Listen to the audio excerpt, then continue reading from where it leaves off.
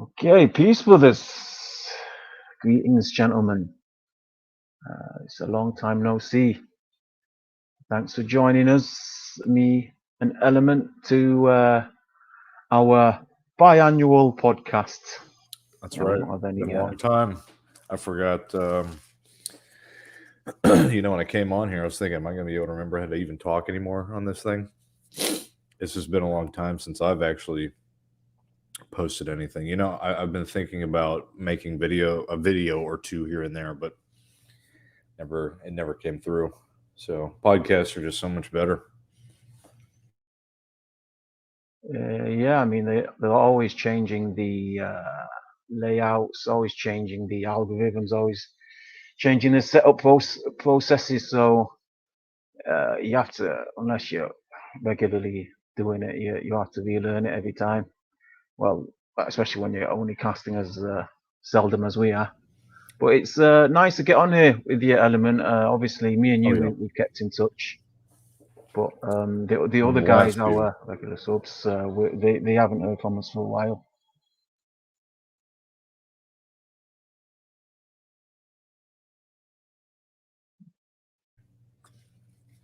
Well, you should tell everybody what you've been up to, I suppose, right? Well, for me, not too much.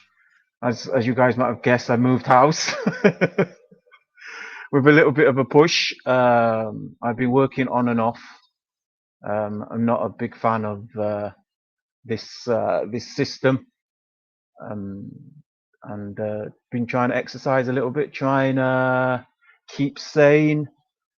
I've yeah, I've lost track of my cooking skills. I need to pick that back up. Just getting to know the area. I mean, now I know it's only been 3 months, but obviously, when you move into a place, I've only moved in across the city, so it's not as if it's a totally strange place. But you get to know the people, you get to know the facilities, the shops, etc. Is So, it better what have you been than up where to? you were at before? Yeah, I'm at the same city. I'm just across the other side. Okay, gotcha. Yeah, yeah. I think we all. It's nice to have a change of pace when you do the same thing over and over again. But when you get stuck in a work cycle, it's hard to not. It's hard to break that pattern, and then you just kind of always work all the time without taking care of yourself, which is very important. So, I mean, it's it's part of staying sane. I think some people, they do it for so long they lose their own identity. I know this is especially the case in big cities, London, New York, Tokyo. Men, yeah, particularly men, they're in this 9 to 5 circle, which in reality it's probably from 7 a.m. to 7 p.m. is the time they actually leave and come back to their home, and they completely lose track of their own self identity, and they are their job, which of course is detrimental to any man's personality. But yeah, but Jamil, what's the worst job that you've ever had? oh, let me have a quick think about that. I've had so many jobs, you know. Probably, probably the worst job was a waiter. I was a waiter. Yeah, see, I couldn't do that. Uh, I was only there a week. The job, it wasn't so much as the job, it was the fact I was completely working with women. They were all waitresses. I was the only male waiter. There was two male chefs, but I think everybody else was female. And they were so catty. They were so catty. There were arguments about the tips, and women with attitude problems. I mean, I think I just left school at that point, so I was accepting any job. But yeah, it was just horrible to work with. What's funny was my manager ended up working under me a few years later. So the manageress of the waiters and waitresses, she was a difficult customer, but yeah, she ended up working underneath me when I was working for another role in another position a couple of years later. So that was funny to see. Yeah. I've worked some bad jobs, and I knew there were some jobs that I just was not going to do very well in. All, and I didn't need to uh, try. I didn't need to do the job to know that.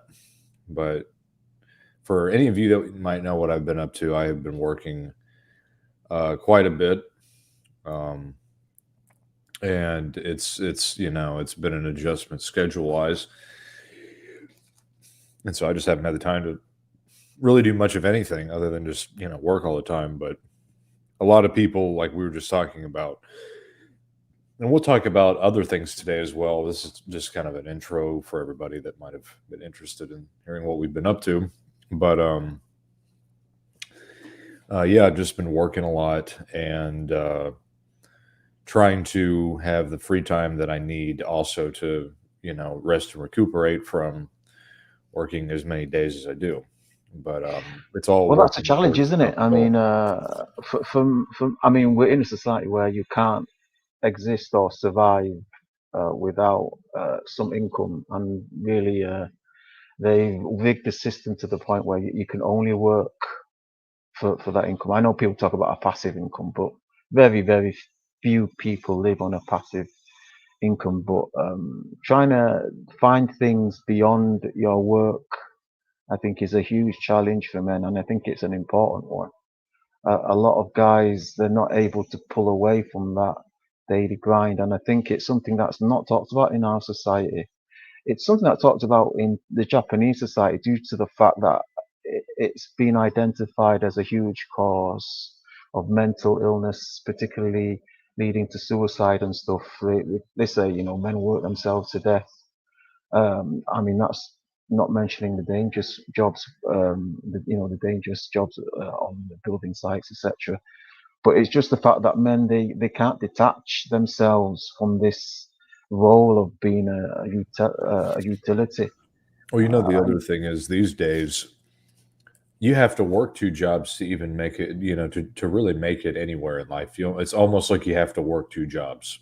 I mean, these days you kind of have to, unless you're a doctor or something. But even, dude, I've heard of doctors that have to work two jobs as well. So I mean, it's just we live in a culture now, or a society where having two sources of income is a good idea because you don't know what might happen the next day or the day after. yeah, I know what you mean. I have heard of situations where people in professional positions like teachers, they still have to use food banks, and to pay for things like your power bills, your taxes, your vehicle or your transport, your rent or your mortgage. All these things don't seem to get paid off with your minimum wage. So I know what you mean by that. I mean, very few people can live a minimalist lifestyle where they're, like on poverty rations and stuff like that. We really, to live comfortably and not look like a vagabond, not to be a victim of Samaritans, etc., and people calling up the police worried about your wealth. You do need to work a couple of part-time jobs, or I mean, they should. I can't remember where I saw it, but they said that if wages kept up with cost of living, everybody's wages in the West would be triple what they are now, compared to the 1920s. So I know what you mean by that. It's just you got to do what you have to do to survive. I mean, and you're right. You don't want to be living off of used clothing and using that to wash your dishes. I mean, you got to make some kind of standard of living for yourself. Yeah, it's just sad that uh, men have difficulty in rising above that, in trying to raise their self value, because we are in our society. We unfortunately do get identified by and according to our income. There's no denying that. I mean, I do it sometimes. If I see a guy of a woman that's very poorly dressed or riding around in public transport. I'll probably regard them in a much lower opinion than somebody who's well dressed and driving in a semi decent car. Obviously, as soon as it goes beyond the point where they're driving around in a Bentley, people think, what a scumbag. It sort of goes I'll beyond tell you that. what, though, most of the people that own these nice cars, they're either leasing them or they're making payments on them. Yeah, I mean, yeah, people. It's as I was saying, people want this appearance and they live beyond their means. So yeah, as you say, they. I think I mentioned this on a podcast before, but I know people in my city who rent a Ferrari and have like a couple of dollars of gas. So they'll That's drive it from crazy, the rental place It's ridiculous. round a couple of blocks so people can stare and take pictures of them, and I then tell you they what, drive that's it. something else that is always I'm always surprised by. Um, and we can talk about it briefly now if you want because it is relevant. But people's finances, man, that kind of ties into one of my topics I wanted to go over today, and so I'll just kind of run it back and forth. I don't really have a set, you know, list of everything when to talk about it, how to talk about it. So I'm just going to kind of go for it. But finance is very important, and it's my financial advice is very simple, and I'm not some financial advisor. But if you don't have the money to be able to afford to buy something, then guess what? You're not going to buy it. Because the thing that gets a lot of young men, especially, and a lot of people in generally, especially, caught in a really bad start off in life is when you get into debt immediately. Now, I guess there is some technical justified uh, reason to take out a loan or to get into debt because you really need something, and it's a legitimate need. Like if you have a car and you don't have one, the first option I would recommend, and it's the one that most people are not very popular with, which is save up your money, go buy a used car, and then save up to buy a brand new car or whatever you want to do. But you'll have all the money there, and that way you're not going to be making payments every single month on something. So how you plan your financial situation is very important. But we live in a society now where it's a buy in and throw away, and so people, if they don't like something or if something is broken, they'll throw it away. And so people are not very good with saving money, and you have to discipline yourself, and you got to make sure that you put some aside because you never know what can happen, which is the whole purpose of prepping. You never know what can happen. There's two different kinds of prepping, and I'm not going to get too in detail with this because I want to save this for later on in our podcast. But the whole point of being prepared and whatnot is not just preparing for the end of the world. That's what a lot of people think it is. But what it is actually preparing for modern day things that are everyday life events, things that happen that you need to be prepared for. Family related issues, or even you might lose your job. Do you have a plan for that? Because if you do, you're set. And a lot of people, when they get into that situation, they freak out and they didn't have a plan. They didn't set any money aside, and now they're freaking out. And that's not the place we're going to be in. We're going to be prepared for these events. And so it's more of, which is why I like to call it prepping for the modern day or the real world, because a lot of that stuff is more likely to happen to you at some point versus an asteroid hitting the earth, and there's a time and there's a place for everything. But it's more palatable for the public, I think, this way than it is for to tell people, okay, we're preparing for a biological weapon release of smallpox in the United States. Here's how you do it. The chances of that happening are low, and also you're probably not going to have the money to be able to afford to get what you need to even remotely survive something like that. So anyways, but yeah, the whole purpose is just to get and talk about and prepare for modern day things that happen to everybody at any time. And that's the stepping stone to having a much more uh, reasonable life where you don't have to worry so much. And if you got that down, you're set, and you're good to go. So what do you think, Shiny? Do you think that's a situation most Western men are in? Do you think they don't think about next year or they don't plan long term? Do you think men don't No, they have don't. a contingency plan Oh, for outcomes that are possible most in people these don't, modern man. times? Yeah, yeah, because when you mentioned to me the topic of modern day prepping, which I've called it contemporary, which is the same, guys. I mean, normally when people think about prepping, they think about equipment for like fire, shelter, tools. When I think about prepping, I think about skills. So recognizing nutritional plants, medicinal plants, and preparing for hunting. But when you talk about, or in this particular case of prepping, you're referring to the setting that we find us our immediate environment in. So like for a financial um, crisis, or well, for example, if we get sick, or if some possible outcome down the line that we're in, for example, within a year or two. That's what you mean when you say modern day prepping. Yeah, and there's other situations too that happen to us every day, especially right now with the working world situation. We have supply chain issues. I mean, I've spent a lot of time looking at various different job industries that I had personal interest in for various reasons. And every one of them has their pros and cons, of course. But there are some jobs that are much more stable than others. For example, the skilled trades, for the most part, are very stable. If you get into a service trade, and you're good at what you do, which takes a long time to learn, you can pretty much be okay.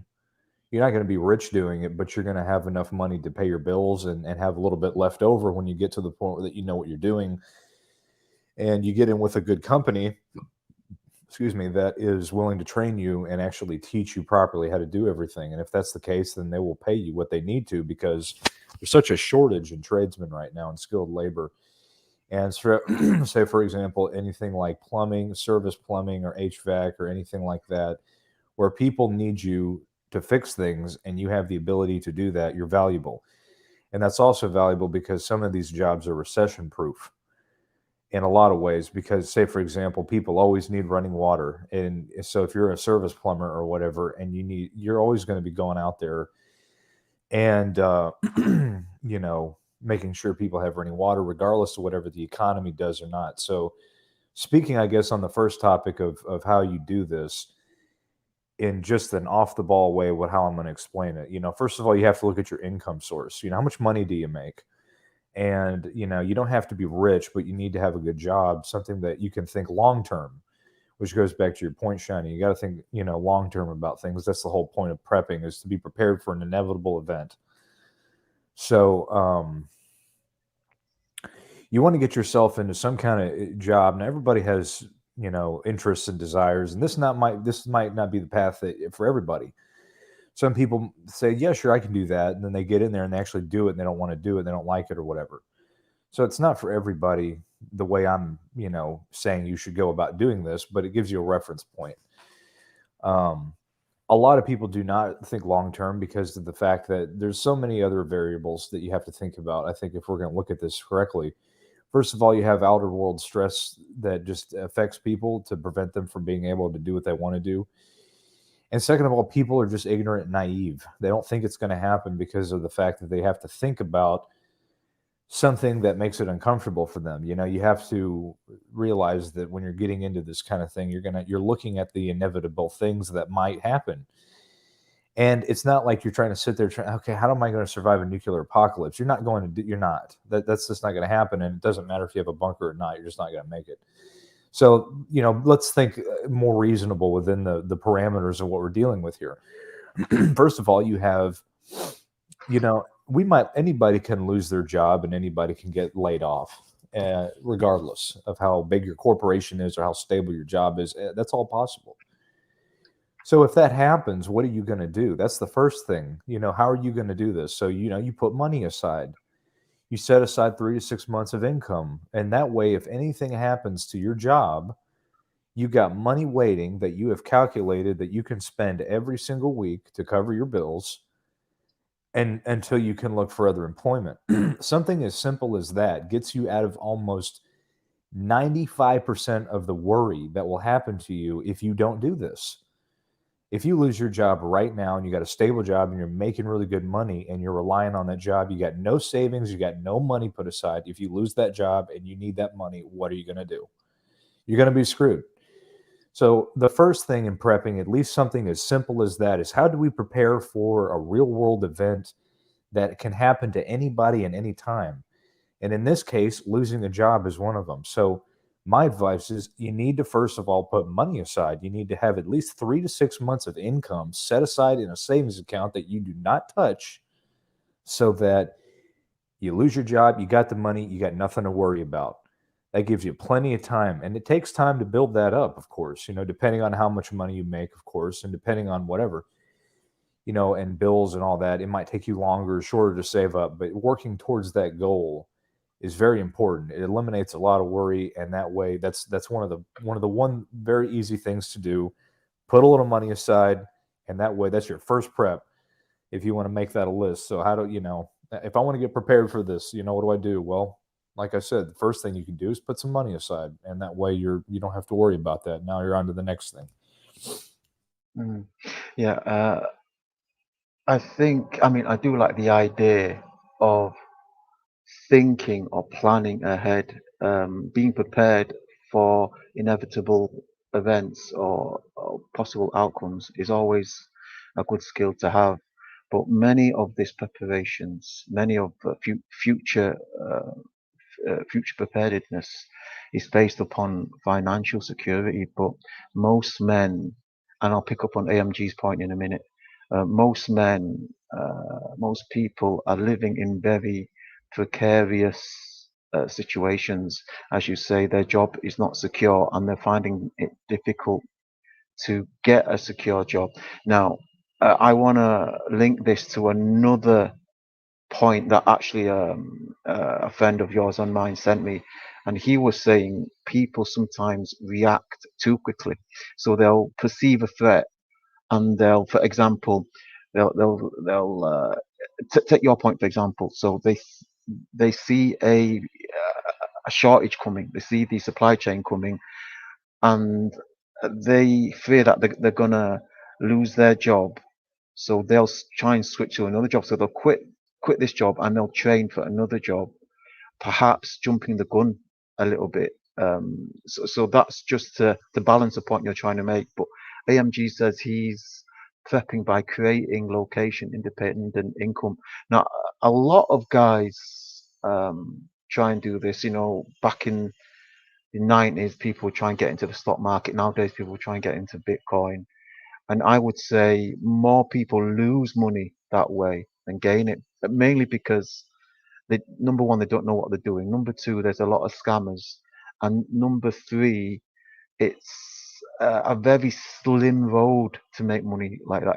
We all hear about the great success of Bitcoin, but actually, most people have lost money on Bitcoin due to the fact that they don't know how to do it. And the number of scammers and scams out there get people ripped off. A big one that was recently in the UK and was actually promoted on one of the mainstream television channels in the UK, where I can't remember what it's called. It was based upon the Ethereum crypto, and this guy uh, he was promoting a win-win investment on Ethereum. Turns out it was a scam. Lots of people lost thousands of pounds. So I think the difficulty is not trying to get men to understand that they need to prepare for the future, but it's trying to give them the skills to get them in a position where they can. And I think that's where the problem is. Everybody knows that they're going to need money, but what is a safe way to get money? You mentioned acquiring new skills. I think that's a great way.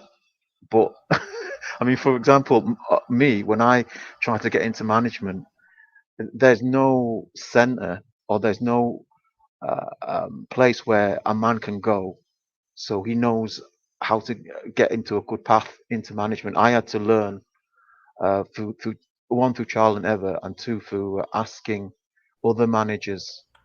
I mean, there's the Prince 2 management, there's a project management course. Uh, at the moment, I'm trying to get into construction management, and that was so difficult to even find what the name of the qualification is. I mean, do any of Yeah, you I know? know it, man. I know what you mean, and you made a really good point there that I want to touch on really quick because it's important. Go. Um, the path that you choose, however, what you that's like that old saying that they say, well, what do you want to do for a living? What is your career path? What do you want to do with your life?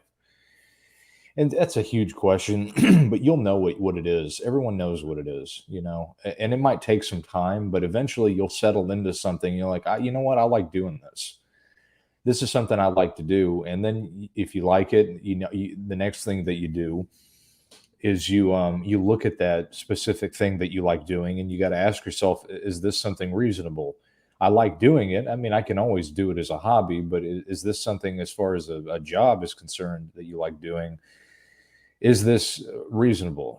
Obviously, you don't want to get into puppetry studies, and say, well, I really like doing it, but I can't make any money doing it. So you have to be realistic here. But usually you'll settle into something, and my path was very strange. I mean, I come from a family that went off to get high level education in specialty fields and whatnot, but I didn't go down that path. It's just not something that I wanted to do. Initially I did, but over time I realized that over the long term, for not reasons that I looked at the path that I would have to go down to do that, and looked and realized that at that given time, and for me, that was not going to work. So I moved on and I did something else through research and figuring out stable incomes, and what's the most stable jobs, and asking people tons of questions for a very long time to try to make sure I did the right move, because I like to plan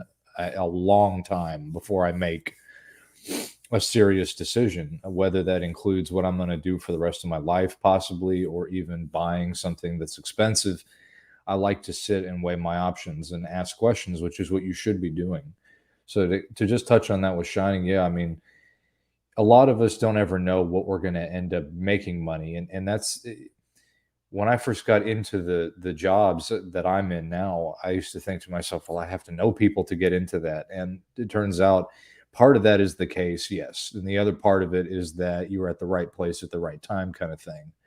Mm. Um, and it also depends on the kind of job that you're trying to get into. Some of these jobs, I know, especially management, you got to know people to make a wave or to get into that. And that's just how that industry is. Versus, you would think that the skilled trades, you don't have to know anybody, but you do. You actually have to. These small companies you see usually that are these, like, say for example, you're working for some small company who specializes in doing, for example, they do restoration work for houses that have been destroyed, and that's the only company, and they're very good at what they do, and they're very well known at what they do. um, they want to uphold, if they care about their company, they want to uphold a certain level that they perceive to the public or to their customers, that is the reason why they've done so well. So they're not just going to hire anybody. They want to make sure that the personalities and all that stuff fit well with people before they let somebody start actually working with them, on not even also working with the general public, with this whole perception of how they want to perceive their company. So in that case, you have to know people to even get a chance to get in. So, but yeah, I just wanted to touch on that because I thought it was something that need to be said. No, no, I like that. I like that. I mean, I really feel for the young guys leaving school, leaving college, about to finish university. I mean, it really is a precarious employment market out there, and really, uh, one of the main problems with young guys is they don't have a good role model. Uh, Back in the days, in the 30s, 50s, boys would normally follow their fathers in their trade, and then after that, kids would normally go down a career path of their favorite sports person or somebody they looked up to. But these days we don't even have that. There's very few male teachers. No kids don't know who their father. Not none of their fault. To no fault of their own. And I think it's a big shame that it's an even uh, more difficult struggle now for young guys. I can certainly understand there's a lot of frustration, but particularly guys where we're still in that society where men are expected to be breadwinners. Despite all this feminism rubbish, a man that's struggling financially is looked down upon worse than a woman who's struggling financially. I mean, women, they're struggling financially all over the place, but people just have so much callousness towards a poor man. A man begging looks much worse than a woman begging. But I mean, can we look at what kind of circumstances and situations we might find ourselves in the UK and the US? Because UK and US, I think they're the two countries most linked. They're the two countries that being apart are actually the most similar, both in our culture, in our history, yeah, and where we are going politically, socially, economically. The UK and the US are linked, along Yeah, with and apparently the kind of weather's Australia. linked too. I mean, what kind of situation? I mean, apart from the job market, what kind of problems can you see ahead for men that they need to be prepared for in the next, say, 2, 3, 4 years? Oh man, that's hard to say. But maybe we should prepare these questions before we go. Well, no, because it makes it more, it's hard to say because there's so many different things that go on. I mean, I thought, Okay, okay. Well, let's tackle the immediate situation. I know we've avoided this, so in case our channels got shut down. But would you recommend the guys whether or not to get injected? Let's not call it a vaccination. Some people have an issue with calling it a vaccination. Would you recommend they get the injection, or would you say maybe wait a little, see what happens? uh, I've I dropped my would. channel in it now. You're definitely not going to upload this to your channel now. Well, you know what? Okay, No, let's put it this way. I'll tell Let's you put it this this. way. Yeah, go on. Go on. You're about to say something. I don't recommend it. I don't. But unfortunately, here's what's going to happen. They're going to make people take it, and eventually, if you want to have a job, you're going to have to take it. So But that's that's what isn't I that a say. sad fact though? And you're right. I mean, they've already started mandating it. Mandating meaning making it compulsory. Meaning if you don't do it, we're gonna do bad things to you. They've already started doing that in Austria. It's going to happen in Australia. Strange, isn't it? The two And you countries sound so see, similar. this is why I ended up working two jobs. For those of you who don't know, I worked two jobs, and I got the second job because I work for a very big corporation in the shipping business, and we do have quite a few people that work with us. So I thought to myself when all this started, and they started rolling out this, telling people, they said, "Well, you need to start getting vaccinated," and I said, "I don't want to do that." So, and I know, and eventually, I started realizing they're going to eventually make everybody take it at some point. But during the meantime, to give me some buying time, I guess you could say, I decided to pick up a second job, and it was with a much smaller company. So, and my specific boss at the time doesn't care about, he doesn't he's against it actually. And so that's good for me in case they make me take it there, but that's not going to be the case for everybody. If you know or work for a smaller kind of company, or maybe you can get in with a smaller company, depends what your situation is. But if you can, and they're in the right mindset, and they're not going to be, making you take anything unless they're forced to during the meantime, that might give you an option. I mean, talking about preparation, uh, it is a good time to start planning exactly how far you're willing to go to refuse it. Now, the issue, I mean, to talk about this issue, we can't talk about this issue without bringing up the effects or the reasons why we want to avoid this injection. I mean, we won't talk about the side effects. We won't talk about the hidden statistics and even some of the fatalities that may or may not. That's it. We're covered. I think we're safe if we say that. That may or may not have been as an effect, as a You're going to confirm direct or deny effect that statement? from getting the injection. So, how far are you, or does one consider going? Are you willing to lose your job? Are you willing to go into self isolation? But I think it will go beyond that. I think they will start possibly, and you guys know I'm not the first one to say, so they'll start rounding people up that are not on any medical list for taking an injection. And I think at that point, the people that do fear a possible fatal outcome from getting an injection might want to consider bugging out. And of course, that goes back to our preparation and modern prepping. I think that could be a possibility. I mean, for those considering possible outcomes. But yeah, then again, I go back to our mutual friend who says perhaps you guys might be jumping the gun there. So it's a difficult one, isn't it? I mean, you have to judge the risks and the likelihood and the possibilities. It's all about weighing up for the pros and cons and the precarity of the possibilities.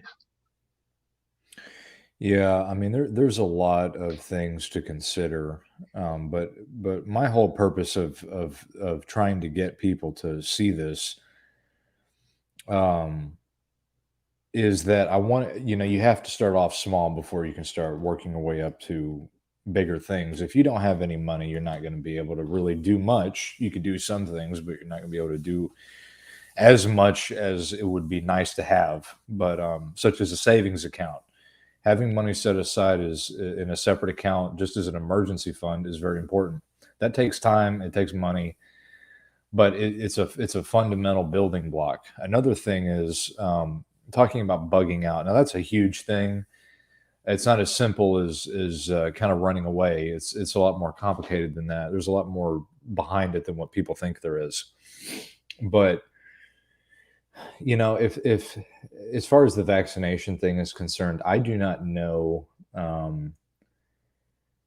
what or who or what industry is going to make people take this thing. I don't know. I know the healthcare workers obviously have had to take it, but this might not be a situation that you can run away from, to unless you want to excommunicate yourself to another country.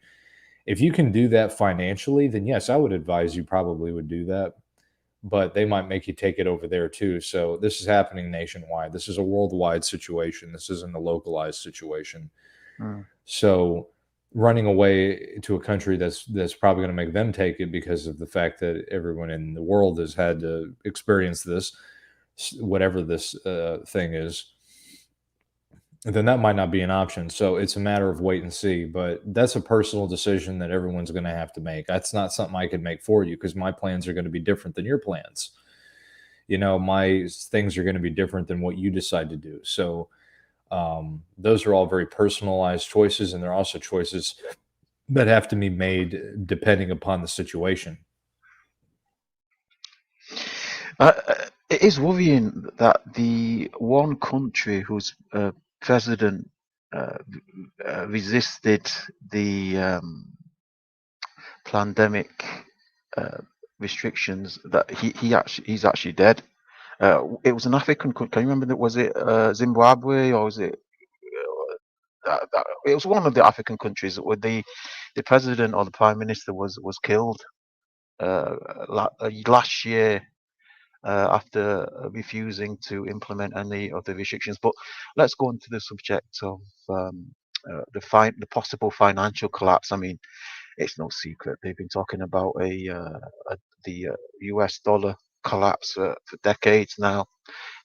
Just like the British pound is no longer the go-to currency, the petrol dollar looks like it might. I mean, especially now that they're introducing EV cars and better battery technology, we're all probably going to be converting to electric power, and all the ICE or the internal combustion engines will be obsolete. The petrol dollar will be no more in that case, and the dollar will probably no longer be the world's reserve currency. So everything will either shoot up, everything will shoot up, obviously, and all the many economies linked to the dollar will also. Uh, I hate to use the words collapse because that's used quite liberally, but it will certainly cause an economic crisis. And what a lot of people are doing, obviously, they're investing in Bitcoin.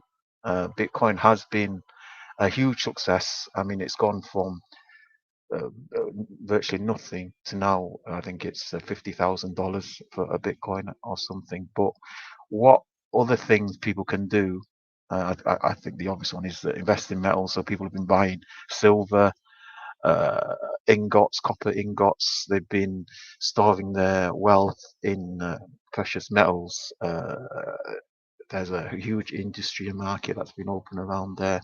I mean, you suggested getting trained into other skills, and the skills you mentioned can be used uh, outside of work. So you can learn, you're doing a trade where you can repair your own home, repair your own engines, repair your own appliances and equipment at home. So is that something you've looked into too?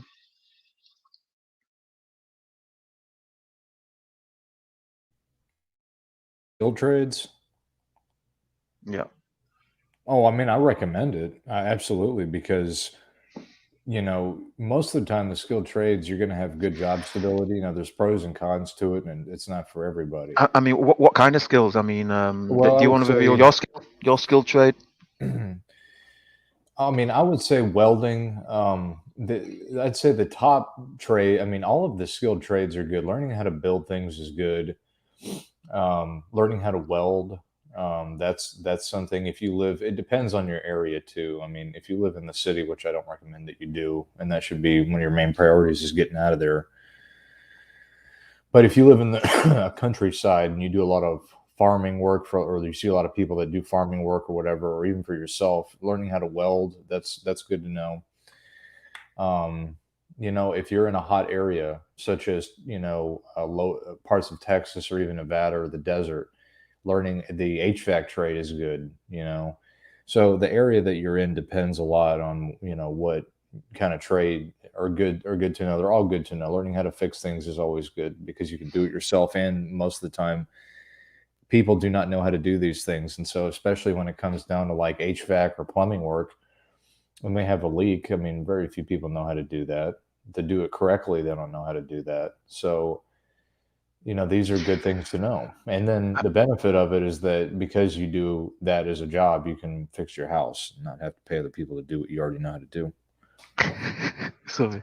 Yeah, I used to think repairing engines was a great skill to have because there's always engines that needs to be repaired. But it does appear within our very close future that all internal combustion engines will be obsolete. So I know right now in the UK there's a huge shortage of electrical motor um, repair and engineers.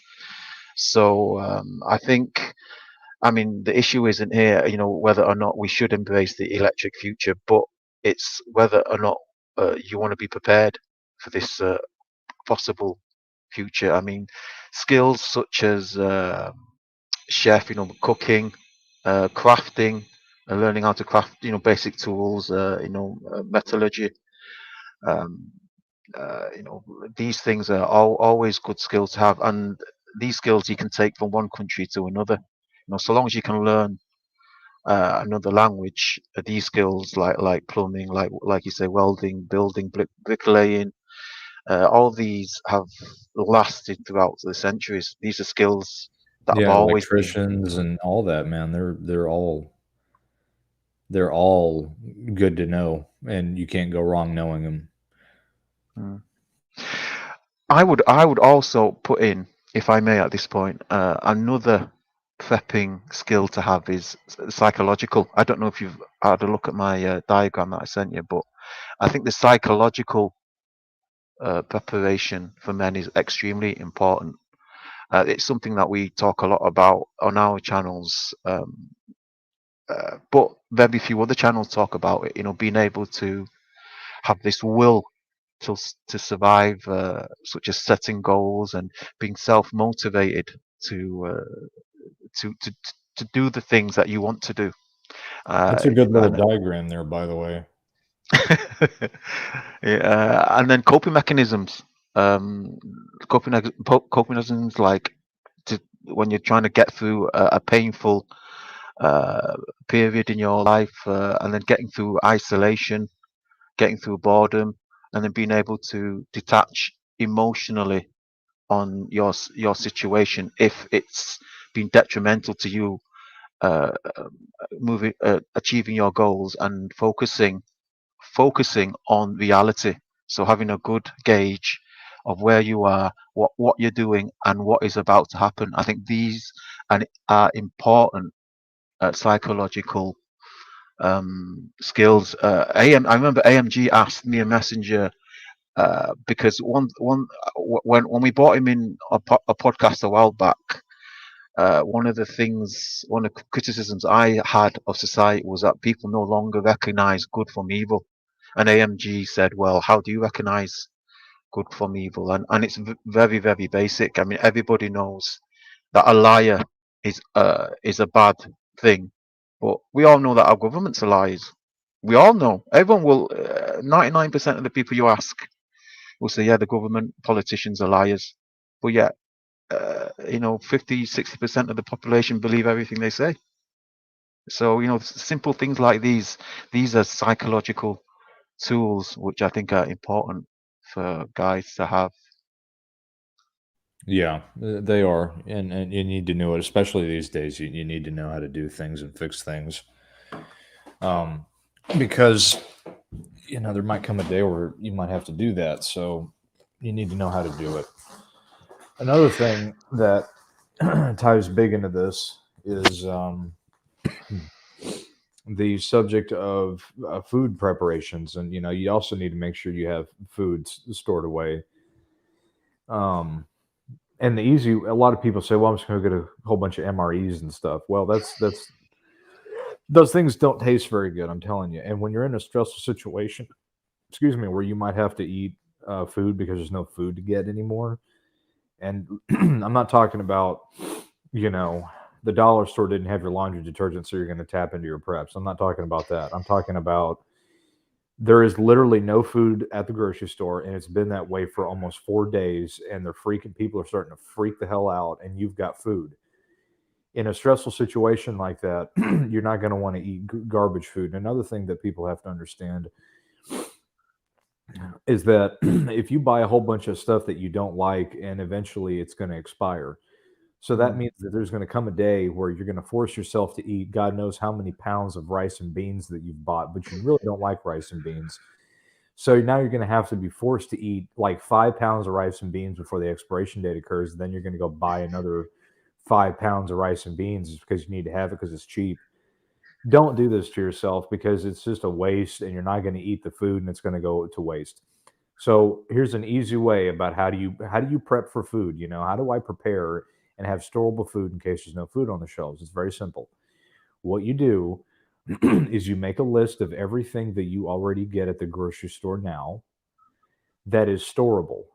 Now, some things you can't store for very long, which is okay. You can still store that. Just make sure you cycle it and rotate it. I recommend you get a booklet with a spreadsheet, and in that spreadsheet, you put down the list or of the different foods, and you write beside them their expiration date. So that way, you put this little binder on top of your stack of food or wherever the hell you want to put it, and you can just look at it and make sure that everything is in check and that everything is the things that are expirable are rotated and eaten. And that's the thing as to why you do this, because if you already store what you already eat, you're going to eat it. It's not just going to be like, oh God, in like 2 months, the rice is going to go bad and I'm going to have to eat 5 pounds of it. Like, good God, you know? So, just to make it very simple, go ahead and go to the grocery store and whatever you normally buy on a weekly or bi-weekly basis, stock up on that. And you don't have to buy 6 or 7 pounds of this. Now here's the other question. Well, Element, how many months of food should I have? A general rule of thumb for most people as to far as how much food to have is at least 3 months of food. At least. A lot of people, you'll see that if you ever look into this, some of these people have like a year's worth of freaking food or 6 months worth of food. And to me, that's a little excessive, because here's the thing that people don't think about. What if, let's say, for example, there's a big snowstorm, right? And this snowstorm blankets the whole freaking United States of America. And it's like the worst snowstorm in ever recorded history. And there's like 10 feet of snow on the ground, and it's all over the United States. Okay. And they can't get the trucks in to refill the grocery stores for another month. Like, let's say it's just like a really, really, really bad situation. Well, what if you might have to leave your house, but you've got a year's worth of storable food in there? You're not taking a year's worth of storable food with you. So my point is, there might be a situation where you might have to leave wherever you're at because of the fact that it might be very dangerous at the time, and getting to safety or getting to a safer situation might be the only option. And if you don't do that, you might die. So you're going to leave, who knows how many tens of thousands of dollars of a year's worth of food supply behind. You can't take that with you. So when you store at least 3 months of food, that is enough time and enough food. By that point, if 3 months and there's still no food on the shelves, then you're looking at a whole nother situation. You're looking at like an end of the world deal, like a hardcore real deal apocalypse. If there's no food by 3 months on the shelves, then you might want to reconsider your options. And by that point, more than likely, you might have to relocate. So you don't want to stock up a year's worth of food unless that's what your plan is, and you got a bunker or something, and you're going to hold out on this thing, and that's your compound or your homestead or whatever, and that's what you're going to do, then good for you. If you got a whole butt ton of land, you got, hundreds of acres of land, then yeah, that might be a more feasible option, because you've got the bug out property. You've got the place to go. You don't have to look for some place to go. A lot of us don't have 100 acres to just go and disappear in when things get bad. So we might have to relocate to another location. So the whole point is 3 months is enough. And that's what I'd recommend. It's enough time to figure out what's going on, and it's enough time to have stored away that it gives you enough time to prepare and see where things are developing at that moment. Yeah, I mean, I've always said that cooking, chefery, bushcraft is always a good skill to have, knowing how to prepare your food, knowing how to preserve your food. I personally don't keep 3 months of food in my storage. I normally have I normally shop for things I eat on a daily basis, and if and it did happen. I was trying to find the image, but back in 2011, 2012, the UK had a blanket snowstorm. I'm trying to find the image. I don't know if it'll let me show it or not. I'm trying to work it out. But it had a blanket snowstorm, and the UK was on lockdown, literally for a week or so. But after my day to day food is run out, I've got something like a month I could live off on staples. But yeah, I mean, what happens if even that's gone? I mean, I was Yeah. thinking, are people prepared to eat rabbits eat rats. People were prepared to eat the leaves from the trees. Well, you see, that's what I'm talking about. If it gets to that point, then yeah, we're in a whole nother ball game. And that's at that point, you're looking at a whole nother you're looking at a whole nother kind of situation there that is going to require a little bit more than what I'm suggesting, and that just is something that you're going to have to do on your own. But you know, these are things that you got to think about. Yeah, right. So, shall we move on to our? No, no. Let me just try and share the image. Let me see if I can find it here. There it is. Does it show up? Not yet. I don't see anything. Well, if it doesn't, I thought maybe we could move on to our next talking point, which is, look at this. Oh, here we go. There you go. That should come out. There you go. So that snowstorm covered all of the UK. Look, you can see it covered it from top to bottom. That's an actual aerial footage Now, when was of this? a satellite. I think that was 2011. 10. I can't remember the exact year, but you can see from John O'Groats to Land's End, which is the tip of Scotland, to the tip of Cornwall. The entire UK was covered in snow. Obviously, the people down on the floor, they didn't realise. They just thought that they had snow on top of them, but it was literally head to toe on snow, and I think that lasted for at least a few days before it started to dry up. But yeah, it does happen. I'm hoping for another one. I'm hoping for another. I'm not fatalistic. It's just I think when these events happen, it makes people think. I think both me and you, we said we enjoyed the lockdown because for me, it did make people think about the value of each other. After the lockdown was eased and people stopped stopped the government mandate of ignoring each other, people were so much more friendly, especially places where I went to. People were so more um, forgiving of each other's mistakes and much more willing to talk to each other. Random strangers didn't seem random or strange anymore. And I think that's a good thing if people can consider each other more than just as a body to avoid and start looking at each other like human beings again. So that's why I like these events. Well, I think these events are good. Yeah. All Yep. right. So the issue, I know me and you, we've talked about this privately. We've never talked much about it on our podcast, but seeing as we've been podcasting for a while now, and we could make this conversation a little bit light, a little bit fun. Sure. I like to think we're open-minded here.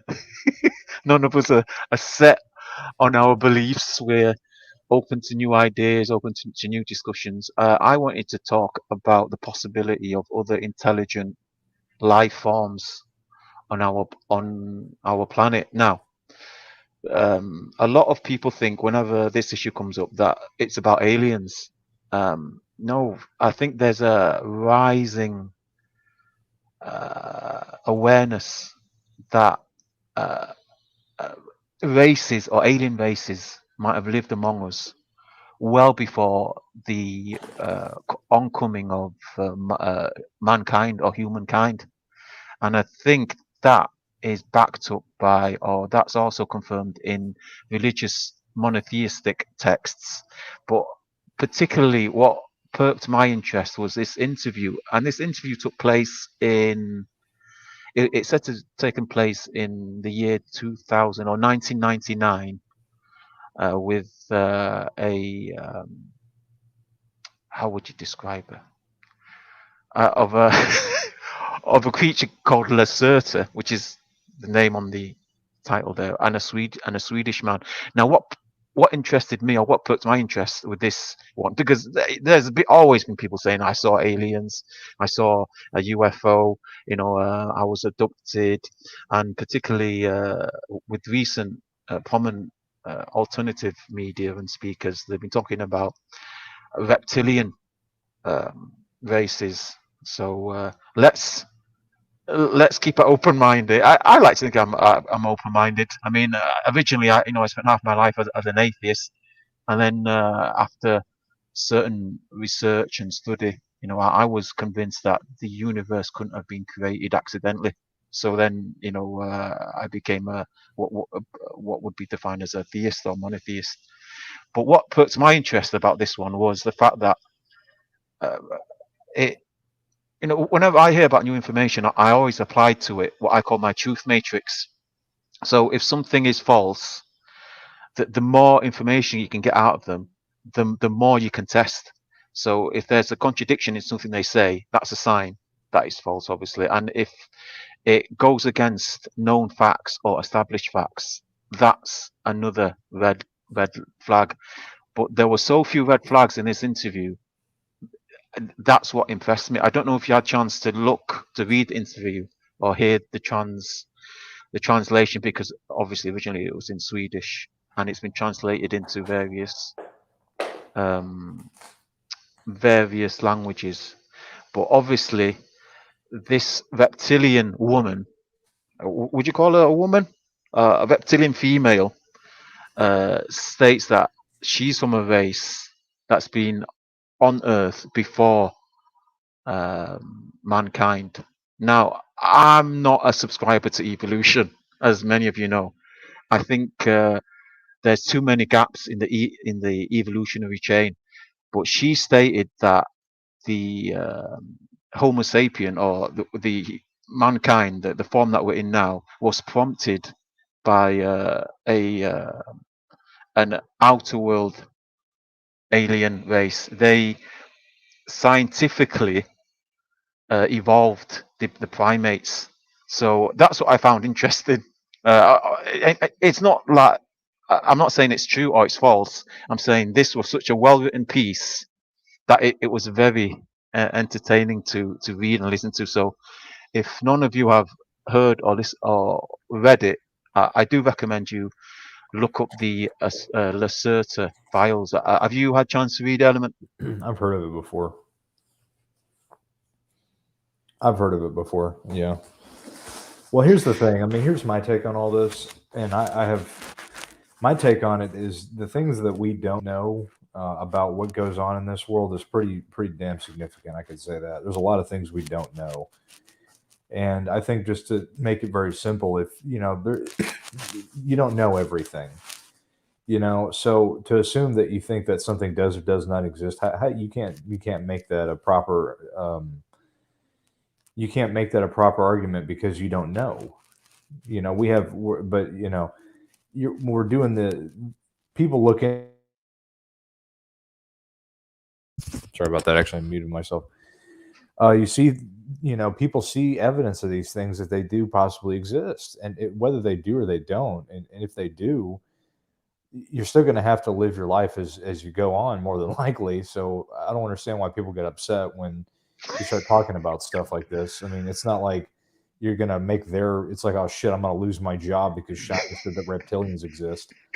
It's not going to affect you whether regardless if they exist or don't. It's going to be what What it's going to do be. people get upset though? I mean, it's one of the reasons I think both me and you would not discuss religion with other people, and it's one of the reasons that we've avoided this subject before about intelligent races. Why do people get upset when these issues are brought up? I mean, number one, People it's get very interesting. upset because it breaks the little reality that they thought the world was. Yeah, close. I think that's it. I think people that get upset at this are close-minded. They've got their beliefs, and anything that challenges it is detrimental to their health. But I don't think it should do. I think if you're really a truth seeker, you'll accept truth no matter how harsh or where it comes from. I mean, even a liar will say the truth once in a while, but what I liked about these issues and why I enjoy listening to these type of discussions is it touches upon the topic of telepathy or psychological, how would you put it, psychological and mental abilities beyond what is medically accepted in our current society.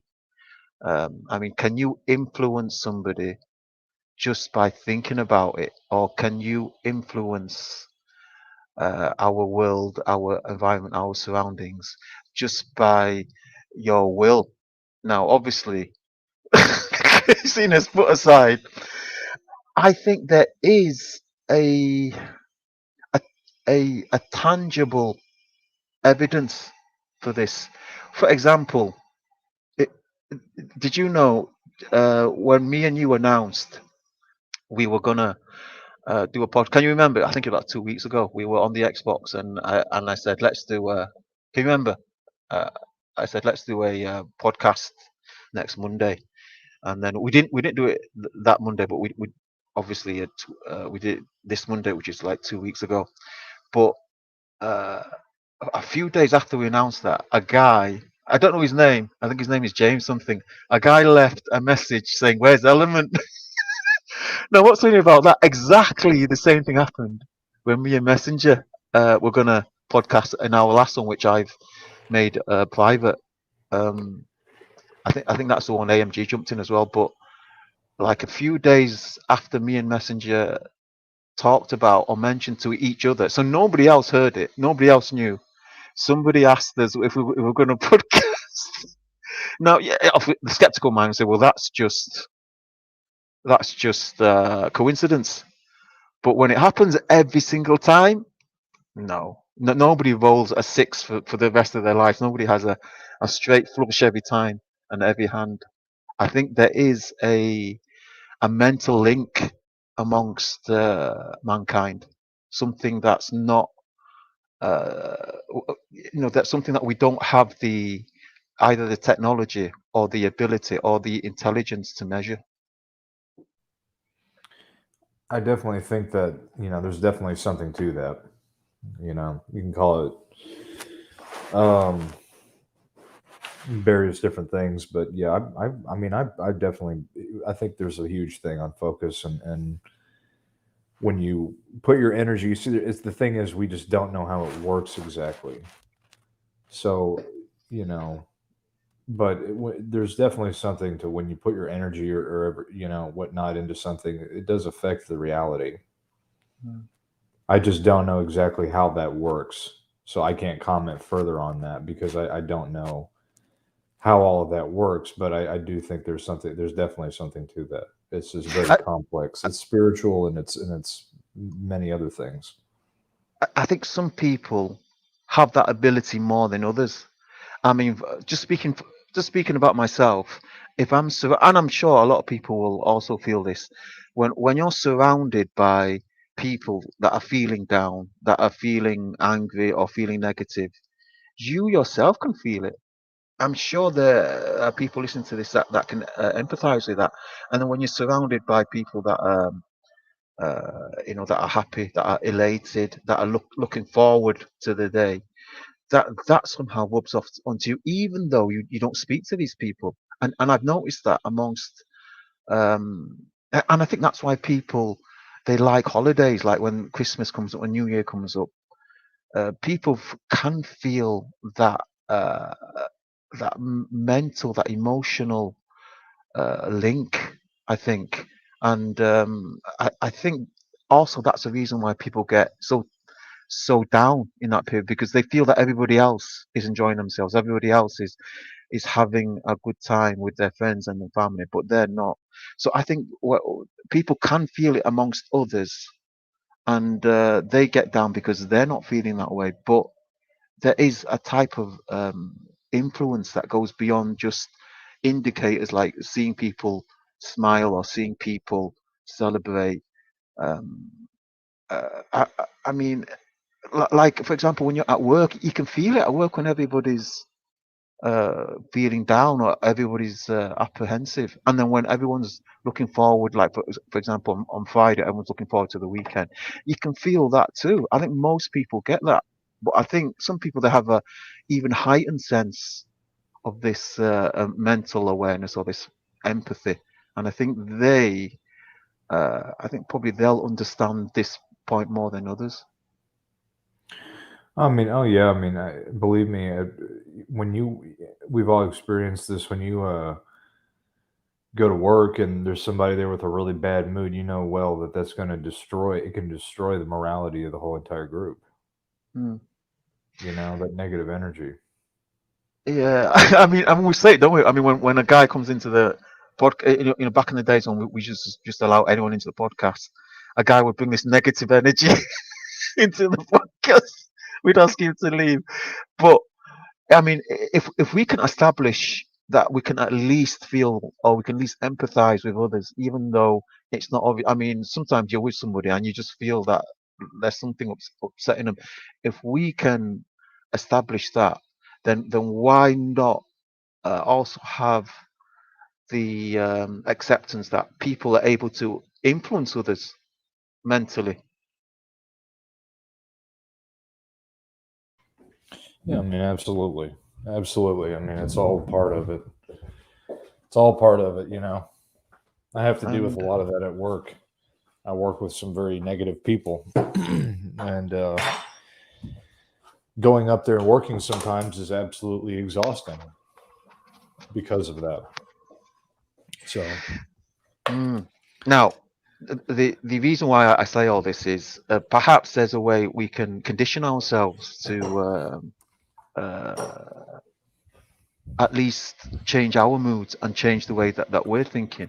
To number one, at least block out the negativity from other from the from what other people are giving out, and perhaps at least insulate yourself from the bad emotions um, that are around us sometimes. And I think sometimes we do let our environment get us down, and I think sometimes it happens to us and we don't realize it. Sometimes others are getting us down, and I think that's why a lot of us we like isolation. A lot of our friends, or a lot of the people we come across, they say how they enjoy the isolation after being around so many toxic people. But eventually, you do have to get back into society, and having this skill, I think, would be a great thing. I think first of all, if you first of all, you have to accept that it's actually real and it's not just a figment of your imagination. And then after you accept that, you then consider, well, perhaps I can not train, but to what's the word now?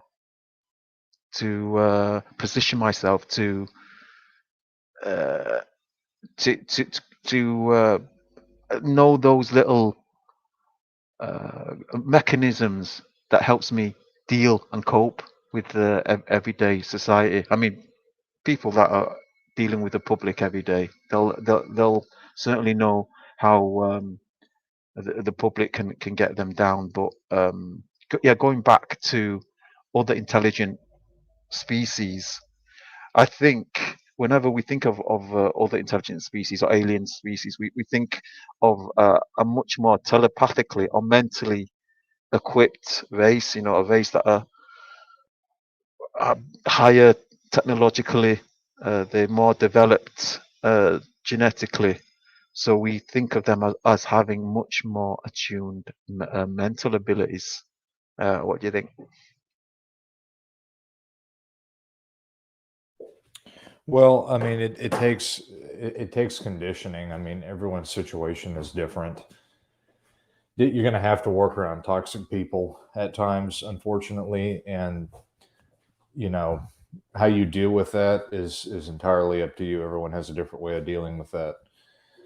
Um, but eventually, and unfortunately, you are gonna have to work around these people, and learning how to deal with these people is what the skill that I would say should be the most important thing to learn. That's the word I was looking for. Conditioning. Can you condition yourself to be better equipped to deal with, and I think it is to deal with everyday society. Obviously, this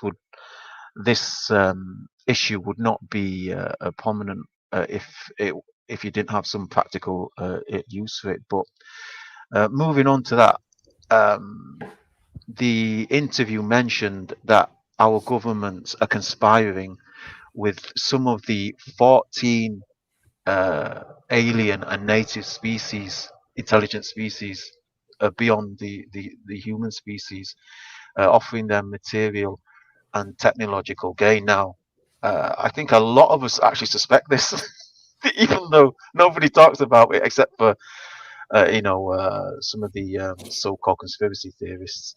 I don't think it's far-fetched. I mean, we talk about Roswell, we talk about UFO sightings. I don't think it's far-fetched to think that the government are in contact with non-human species. It would explain why so much of their policies, so much of their actions are so destructive. War where millions of people die, sanctions where children starve to death, famine and sickness, and of course their laboratories that they purposely create very very dangerous viruses and bacteria. They try and mutate what would be a harmless organism into something which could wipe out uh, the human race or part of the human race. It would explain why our governments do these extremely stupid things. Well, all I can say is the government's evil. They're into some evil, wicked stuff. And the people that aren't part of the government that work for other people are also very evil. And, I mean, when you look at the whole situation that we're in, it's pure evil. I mean, it is. So that it goes way beyond. I mean, it's a spiritual thing. It's an otherworldly thing. And whether people want to accept that or not or whatever, that's on them. But there is absolutely demonic and otherworldly forces that influence our planet, and what those are exactly, I couldn't tell you, but it's biblical. It's all of that. It's all there. It's just people don't want to see that. Yeah, I think maybe the people in the past they didn't have the words, and probably we still don't have the words to describe the nature of the universe or what's happening around us. So they just made do with whatever terminology they had. But yeah, the non-human influences on our government, which of course would manifest itself in our society, and I think maybe that's why we're in such a shitty situation where society is not headed towards a pro-human future. And I think the fact that these people our leaders is a testament to how mankind has really how would you put it has really taken their welfare into a back burner. I mean, we sort of just take for granted that whatever our leaders are going to say and do will be in our best interest. But can we any longer say that? Um, I don't think we can. I think especially now when a lot of the atrocities that our governments used to deliver to other countries are now being delivered onto us. I think it's quite clear that something nefarious is going on behind those closed doors of government. Absolutely, and it's been going on forever, man. It's this has been going on forever. It's just that people don't want to believe it or realize it. And that's why I'm telling you, you can't trust. You have to be able to get. This is what I'm trying to tell people is you have to get prepared. You got to be ready to take care of yourself. You can't rely on other people. That's a big thing. A lot of young guys have to understand is that you're not gonna be able to rely on anybody. Nobody's on your side. Nobody's on anybody's side, really. Um, Especially when it comes down to you know the way that people are treated in society. It's just not. Everyone's on your own, so you Mm. gotta be willing to take care of yourself and do what you have to do. But that's Yeah, I think the word is still out whether or not we have alien or non-Earth intelligent life forms walking about us in disguised or cloaked form. And well, if you're a believer of the old books, the the mentions of demons, the mention of angels, I don't think angels are from Earth. I think angels are supposed to be from another place in the universe. So if you're a believer in the old monotheistic books, then you'll believe that. But demons, Satan, Iblis, I think the Bible calls it Beelzebub. Sorry if I pronounced that wrong, but he's supposed to be a fallen angel. But other books say that he wasn't an angel. He was a creature that was created before mankind. And these encounters, these people that are interviewing or saying that they've met creatures that are not human, or they're not human. They also say, there are other intelligent life forms on Earth that were older than mankind. But yeah, the word is still out there. Whether or not one day this will all come to surface and these life forms will walk openly amongst our society. I mean, we have problems having, Asians and Africans walking among us. So what's it yeah. going to be like if we got aliens walking among us? I know, right? We got enough of that. Yeah, I can. Enough of I all mean, them Asians walking it, around. if Sick I of was it, a man. if I was a reptilian, I would certainly wait a little bit longer before I started walking down, Fifth Avenue and Regent Street in London. I think That's I would true. wait. People in those cities wouldn't even pay it. They wouldn't even realize what was going on. I believe you there, but I think They'd kind of eventually, stare a little bit and they'd be like, "Oh, that's weird," and then they just keep walking. yeah. I think it'd be like that for like the first 20 minutes, and then some dude or some woman will scream and freak out, and then next thing you know, you've Oh got my the God! Is this it? Is this what's happening? yeah. Anyway, it's an interesting thought. I thought it would be an interesting topic. It's always nice to talk about these things with open mindedness. Yeah, but if any of you have the chance, look up. I think it's available on BitChute. Somebody's yeah, someone's translated it, and then somebody's used a computer voice to read it out. But it's very interesting. If it's not real, it's very well written. Very few mistakes in there. Very few contradictions. Like I said, we've all got our truth matrix, our own truth matrices. You can apply it to that.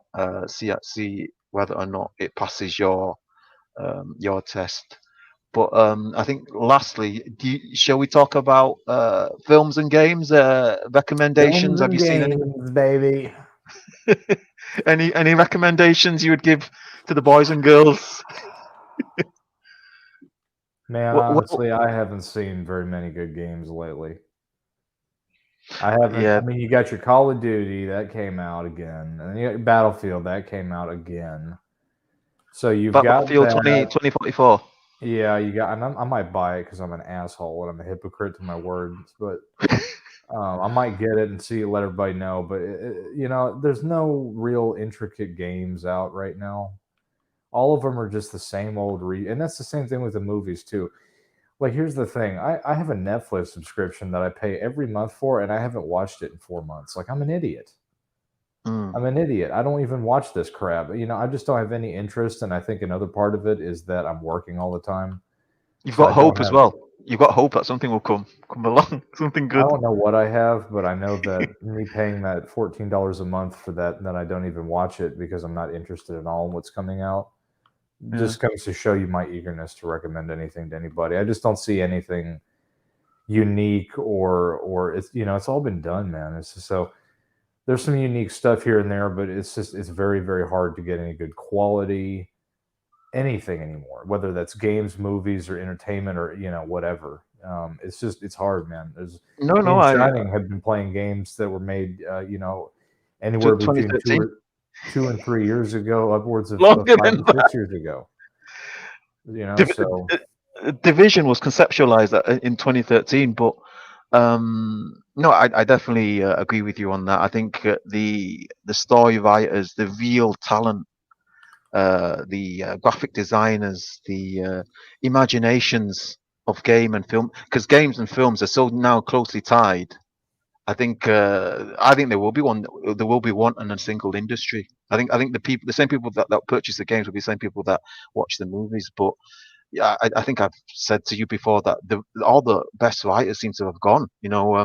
It's proved time and time again that reboots, sequels that we have today from franchises that were huge back in the 80s and 90s. The modern versions are just not as good. Obviously, the Ghostbusters come to mind, Star Wars comes to mind. It's a tragedy, really, and yeah, I think in terms of games, I think back in the day when Sega was big, I mean, what happened to the Shinobi, Golden Axe, Operation Wolf creators? They took the tech and they made great use. I mean, it's not to say you don't get great games today. I mean, Detroit comes to mind. That's a great game. Last of Us, probably the best game ever. Last of Us. But yeah, what those games come like once every 4 or 5 years, I think. But yeah, they're hard to find and hard to come by. Because there was just quality, and it was new. It was something new, and it was good, and people liked it. yeah, But nowadays, it's hard to well, find. what It's hard to find a good game these days. what do you look for in a good film or of a good game? I think it's beyond just graphics. I It's. think I I think think having great graphics isn't enough. it's at least two of the three. I like good graphics. I want a good story, and it has to be something interesting to me. Hmm. And which, I mean, I think everybody can find something that's interesting for them. Whatever it is, I think that they can find a game for themselves. I think there's a game out there for everybody. But personally, for me, I like good story, and I want good, well-defined graphics because I want it to be realistic. If I'm really into it, I don't want it to just be some, you know, average game. So a good story, good graphics, and mainly that's the main two things, and how the game is itself. I mean, some games, um, the way that the systems play or the mechanics, they just don't work well. Hmm. Um, Many bugs, yeah, there's a many lot of bugs glitches. and stuff. Yes, what's it called? Cyberpunk was a huge disappointment to Oh a lot of yeah, people. we Everyone was were looking looking forward to it. We wanted to see if that was something to play, and it looked like it was garbage. we were looking forward to getting Left 4 Dead 4. Well, That that was oh my god, it's that called game, Back for Blood, by the way, if you that game guys is are listening. Yeah, huge disappointment. it's not even remotely close to anything Left 4 Dead at all. It's a Yeah, completely different game.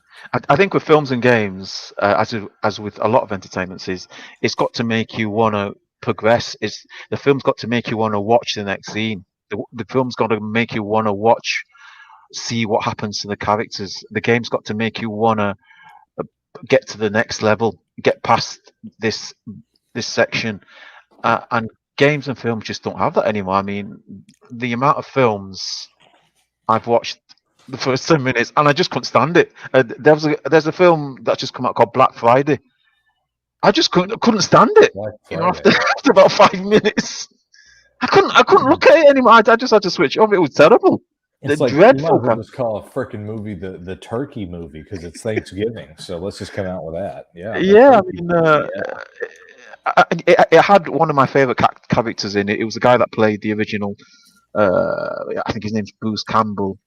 It had him on it, so I wanted to watch it, but it was just so unwatchable. I mean, it's like that with some games as well. I think you've been there where you've loaded the game on, and after about 2 minutes, you just can't take it. You can't take it anymore. You have to do something else, and I think the quality is so low nowadays. But I think our expectations are high as well. After you play games like Detroit, Becoming Human, excellent game, and games like Last of Us, and you've seen films like Fight Club, and great films like that. You have your standards higher. You don't just watch films because you got 2 hours to kill, or you don't just play games because it's something cool to do, but you want to capture that feeling. You want to capture that intellectual stimulant again, I think. But that being said, I recently watched 3 recent films. I just got a hold of Venom 2, which is I think it's called Carnage. Let There Be Carnage, where his name Woody Harrelson. He plays another uh, alien human symbiote. Turns into a demon, just like Venom, and it had terrible reviews, but I enjoyed it. I thought it was pretty funny, and I think many Marvel and DC films are turning to comedy to cover over the fact that they can't make the film for for everyone.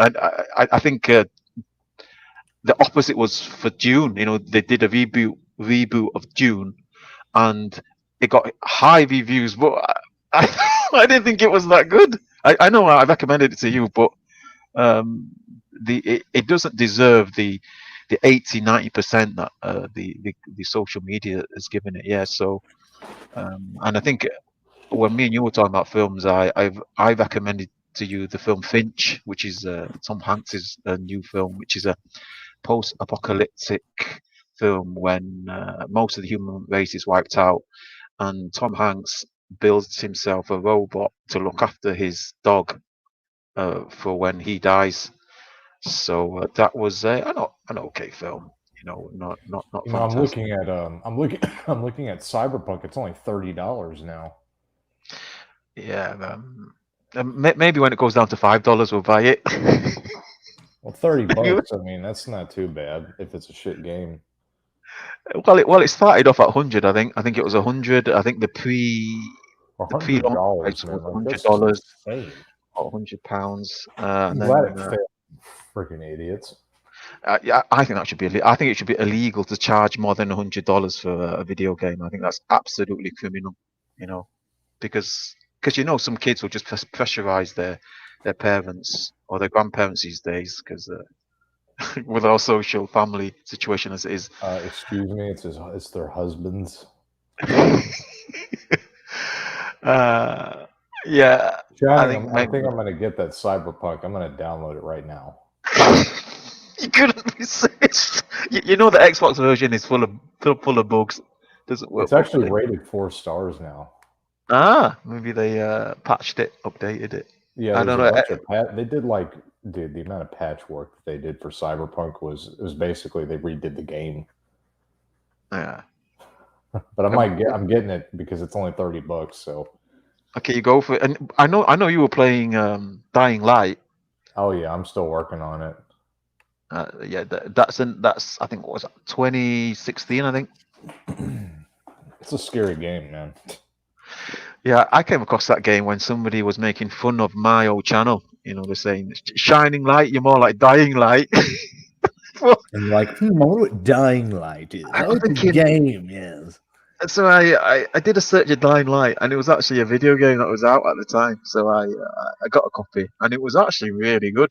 There's a lot of resource management in it, but the plot development, character development, the leveling up, the graphics, I think that hold up even for today. Well, Shining, I'm glad that you told me to get a hard drive because by this point I'd have to delete everything again. You've been thrashing that 500 gigabyte that poor 500 gigabyte, which obviously you can only use 300 My gigabyte of cell because phone has more gigabytes than that.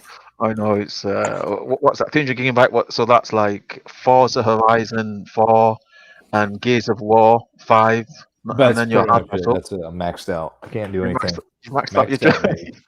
Maxed out. That's it. So we're either playing Forza, and then next week I can delete that, and then we can play something else if it doesn't take up too much space. Yeah, I mean, back in the day, if we want to play something with you, we had to book it a week in advance, so you could delete something and download. Bastards.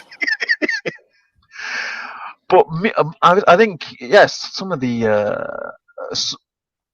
best games are resurfacing due to the fact that retro gaming and vintage gaming is actually quite a thing now.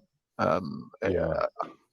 All the old 8-bit, 16-bits, 32-bit games, they're all worth something again. If you go into your local video game store, you'll see them selling the old Dreamcasts, the old not the PlayStation, the Nintendo Cube, the all the old machines. I saw Mario Kart and Castlevania for the Super Nintendo, and they were selling it for the original price. And I think it is because people feel that the modern games just are not as good. And same with the films as well. I think that's the case with the films. Well, people's mentality, man. People are gotten so stupid, that most people see these games or whatever in these movies, and they're like, "This is amazing." I think it's because the new generation, so people that are under 20, they were not privileged with the old games, with the old films as well. And after, for example, Star Wars, people that have watched the new Star Wars, so with what's her name, something Ridley, the woman Jedi, the little girl Jedi, and Kylo Ren. After they've seen them, if they watch the old 70s and 80s Star Wars, that magic's gone for them. Seeing the lightsaber fight for the same time, seeing the magical powers of the Jedi and the Sith for the first, that magic's gone. And when you've taken that away, it doesn't have as much impact on the story and character development. So I think it's been destroyed for them, really. Oh, one sequel I would recommend is the sequel to The Shining. You've seen The Shining, haven't you, Jack Nicholson? Oh Classic yeah, film. absolutely. That's a classic. The sequel was released a couple of years ago, and I think they should have used somebody else, but they used Ewan McGregor, who also played the new Obi-Wan Kenobi in the Star Wars. But the film is actually pretty good. For those that don't want any spoilers, you might want to tune out now. But Danny, who was the original telepath from the first one, he's all grown up now, and a gang of vampires or spiritual vampires. You'll probably put, they don't actually drink people's blood literally, but they drink people's pain, which is what the other demons from the first Shining film was about. And Danny has to try and help this little girl fight off this gang of vampires, and they go back to the old Overlook Hotel. So it's everything you want from a sequel of Shining. So for those who haven't seen it, I would recommend it. But Oh, Shining, by the way, I downloaded Doom Eternal. okay, we'll have a go with that after this, and we'll go with that later, and then maybe do a survival. I know you know survival. Division's an excellent game. I think it's the best multiplayer. Yeah. It's great. We play it all the time. Been playing it for years. So, any film recommendations from you apart from Dark City? I have. That's the last movie recommendation. That was like 2.5 years ago. I'm like, I guess. Yeah, but you always bring up Dark City and The Fifth Element. Well, I don't know, man. There's a lot of good movies out there. I mean, but they're not going to be anything new. It's all going to be older stuff. What's your favorite movie ever? I don't Uh, have know a your favorite game. I like a lot of stuff. They're all up to first shelf tier to me, and I would say those would be the classics, such as Leon the Professional by what's the freaking director's name? Luc Besson. He also directed The Fifth Element, and he also directed a movie called Angela, which is a movie about a fallen angel. It's in black and white, and it's in French. It's really good. Let's see what else. Then that's more of like the action type of movies. Then if you want psychological thriller, like I said, Dark City is a psychological thriller. Those are good. That's a good movie. Requiem for a Dream by Darren Aronofsky is good. The Black Swan is good. Oh, wait a If you second. want- Requiem for a Dream, that's about the two drug addicts, isn't it? And Yeah. one of them, that stars Jennifer Connelly. Yeah, I think I've seen that, where she turns into a prostitute to Stars pay Jennifer for the Connelly, Jared Leto, or Leto. Jared whatever. Leto, yeah. And then you carry on. Then you mentioned another one. Dark City, Requiem for a Dream. Yeah. What is the other one? If you like Requiem for a Dream, you might like Drugstore Cowboy. That was the original. I think Requiem for a Dream was a reboot of Drugstore Cowboy. Oh, the other one was Black Swan by Darren Aronofsky. Oh, starring what is her name? She's also Natalie from Portman. Ed Portman, also from Leon the Professional. She stars a ballerina who's having psychological and mental delusions, but it helps her dance better, I think. Yeah. She basically gets possessed, is what happens. Yeah, interesting. If you like artistic movies, like fancy, like I guess more artistic-y, contemporary. Yeah, some more sophisticated type of movies. Wes Anderson movies are good. I like those. I've always liked his movies. The Grand Budapest Hotel is okay. Moonrise Kingdom is okay. It's pretty good. I'll tell you what film we liked that Warhorse didn't like. It was The Lobster. Oh, dude. Yeah, so that's an independent style of movies. I'm about to get to those in a minute, but that was hilarious. Yeah. I mean, Warhorse said it was rubbish, so I put it off for like a year or something. So I didn't download, and then you said it was funny, so then I decided to watch, and it was hilarious. So funny.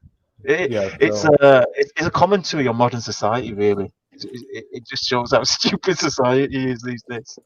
I think if you look at it like on that point. Well, what it is it's a movie about a dystopia, and it's about this guy, and I guess in the society, if they can't find a mate or something, then they have to go to this rehab clinic or whatever, where they match with somebody so they can go out and be a productive member of society, I suppose. Or else get turned into an animal. So and this is the joke about it. In this clinic, if you don't match within a certain amount of days with some person in this thing, then you get turned into an animal because you have more use that way to the society. It's just the script, the way they talk to each other. Like it's very robotic. It's very dystopian. It's funny. I mean, for such an emotional and for such a relational scene, they talk to each other like they're ordering like a coffee. So they're saying, shall we match up and try as a couple? Shall we go to the garden and look at the flowers? Would you like to try and get emotionally attached with me? Would you like to give that a try? Would you like to perform sexual relations in the bedroom? Yeah, and I think it was funny when the woman said, "I've just kicked your dog to death." With your brother, and she goes, "Are you okay with that?" And he goes, "Yes, I'm fine. That's fine." Yeah, because the thing is, because the match that he was with was like a psychopath, and they're all psychopaths. I think all of them are. Yeah, well, this one especially. So, She would like anytime that anybody saw any kind of emotion when she would do something, she'd kill them. So But that's the thing. I think a lot of guys are like that. They're willing to put, as we said years ago, men are willing to put their dick in crazy. Their standards are just so terribly low, and I think that's exactly, it's a reflection of society, isn't it? yeah. Men, it's so easy for a woman to seduce a man. All she needs to be is not fat, and put herself available, and the guy will just latch on.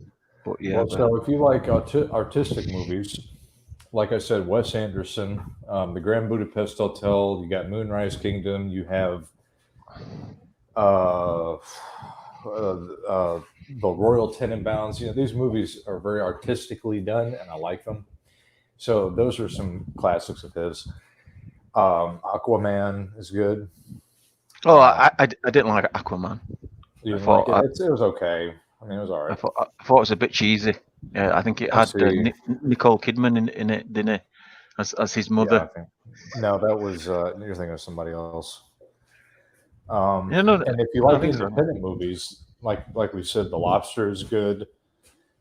Sofia Coppola, I really liked her stuff. Sofia Coppola. Yeah, Francis Coppola's daughter. Yeah, she made really good movies. I really liked her movie style. I think she did one good film that I enjoyed, but my recommendation for you, new generation, is watch the film Unforgiven, Clint Eastwood. You guys might recognize the last scene that I've used from one of my videos. Another is Blade Runner. If you haven't seen Blade Runner with Ridley Scott producing it, that is good. I enjoy the new one better than the old one. That's one of the. See, that was back when Johnny used to be my friend. If you ask him, he'll say he's still your friend. He's just Spanish. That's all. He's boycotting you right now. Hi, Johnny. You haven't talked to me in a while. We're still waiting for your for you to join us in State of Decay 2. Still wait. There's still a place for you, buddy. But yeah, make sure you get that mouse fixed, though. Yeah. Unforgiven, starring Clint Eastwood, about an ex-cowboy who's reformed, has to go on one more bounty hunt because he's got a family now. But it's just so well written. It just goes to show you don't need special effects. You don't need a huge Hollywood cast. You don't need lots of blood and car chases to make a good film.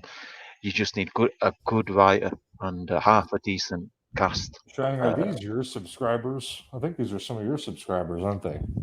What do you mean? The people that are, commenting. Well, I think they're both yours and mine. I don't think that I have any that are exclusive to me. Oh, okay. I just didn't know. Yeah. Okay. A recent film. If you're sick of watching Hollywood, there's a Korean film called Kingdom Ashen of the North. It's a spin-off film from the TV series Kingdom, and it's a zombie-esque film done in a how would you put it, in a medieval Korean way. Check it out. It's actually pretty well done. I think the films from the Far East are getting better and better. I think if not already, they're competing with the quality of Hollywood. But yeah, it's called Kingdom Ashen of the North. It's about a young woman whose village is destroyed, but she doesn't realize who's destroyed her village until she's much older, and obviously she gets revenge. But the way she does it is it's brilliant.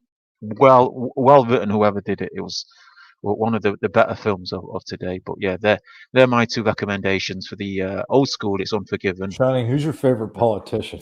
I can tell you that my favorite politician is Tony Benn. Tony Benn. He was an old I think he died a couple of years ago. But his son, called Hillary Benn, of all names, is a total arsehole. And I think I mentioned this with AMG. It just goes to show you, just because it's your blood and you brought him up doesn't mean that he'll be just like you. Hillary Benn and Tony Benn are two opposites when it comes to political opinion. But yeah, Tony Benn, he he used to protest. He used to stand up for people's rights, for the underdog, for the working class. I think if he had become prime minister, I think the UK would be a lot different. I don't think we'd have as much of the social disorder and the economic precarity that we have now. Yeah, a lot of the British institutions are being sold off. A lot of the wokeness is permeating through every part of our society. But he's my favorite politician. So, Shining, I have to ask you though, are you going to recommend people buy the new Xbox X series? Not at this moment. I mean, I'm like in my mid-40s. I've been gaming long enough to know that you never buy a next generation console or even a PC until a year or so ahead, when software developers have made software particularly for that machine. I mean, even for the PS5, they don't have PS5 exclusive games that are any different to the previous generation. So I would say just wait. I mean, it looks like it's going to be 2 or 3 years before they Isn't start. that screwed up though? I mean, you think it's like God Almighty. I remember when I very first bought an Xbox 360. There was games already lining up to jump on the bandwagon, because everyone was buying it, everyone wanted the promotion and everything. So I remember it's like I had 7 to 10 games to choose from when I bought that Xbox. It was the games either were already made before the console got released, or the console got released and they just they usually came out with the bundles. Yeah. So but No, it was the same with the PS4. I mean, before the PS4 even rolled out, they had 3 or 4 hugely anticipated games. I mean, it's normally a Resident Evil or a Silent Hill or a new game that's been demonstrated to show off the machine's new capabilities. It's higher graphical resolution, or its bitrate, or its processor speed, or it's new control. I think a lot of games they should be considering making use of a new controller, something a bit more analog, a bit more interactive with the screen, maybe something. I guess they're kind of pushing towards VR now. Oh yeah, I mean, I had a VR machine on it, and something funny which I'd like to mention. I think When you told me it smelled like cigarettes. But I think one of the last things that were made for the VR was the treadmill.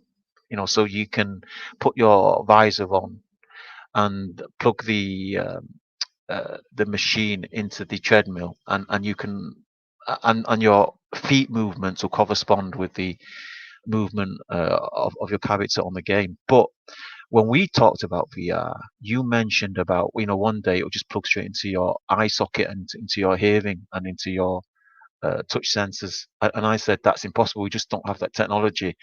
We don't have a nerve interface or a neural interface. Now, the reason why I bring this up now is because what some of the how should we put it?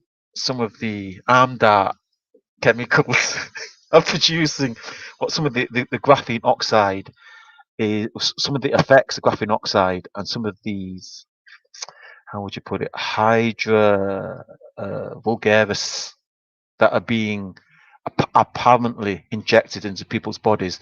This develops a type of interface between human nerve and visual and audio senses and electronic audio and visual senses. This is the interface we were talking about.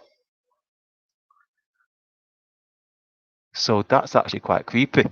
They're injecting people with electronical interfaces. So we might be closer to a mind tap than we think. But that's maybe this is just on the hearsay. I'm not saying this to be the truth or not the truth, by the way. So make of that what you will.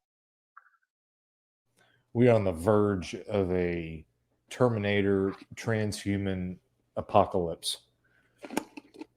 Yeah, that's what they're saying. They're saying that this transgender, this development, this progression from the woke into transgender, into transhumanism, does look to be a possibility. The fact that they're trying to do away with gender. If you want to identify as a female or a male or the so-called 120 odd other types of genders.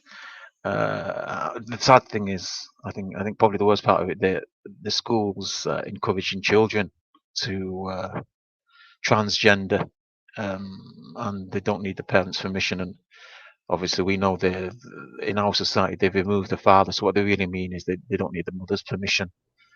But I mean, what will the transgender human look like?